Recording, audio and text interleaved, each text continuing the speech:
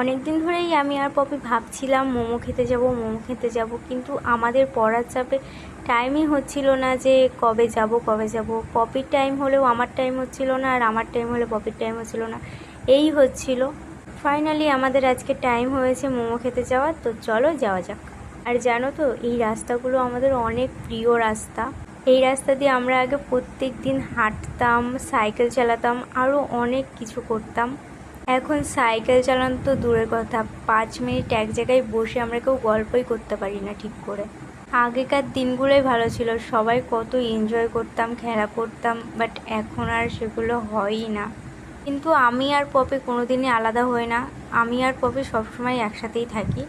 শুধু পপি না, আমি, পূজা আর পপি, আমরা তিনজনাই সবসময় একসাথে থাকার চেষ্টা করি।